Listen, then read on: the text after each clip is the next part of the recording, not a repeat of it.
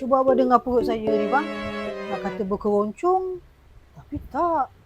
Heavy metal ni bang. Cuba abang dengar.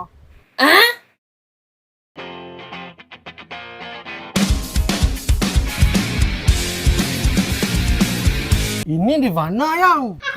Nirvana ni. Lapar bang, lapar. Jom pergi makan. Alamak, nak makan luar ke yang? Abang bajet halus lah yang. Bajet halus? Macam mana tu? Bajet halus ni dia macam ada. Tapi tak berapa nak ada. Ambil abang tunjuk macam mana. Dia macam ni yang. Kalau kita keluar berdua, kau tengok.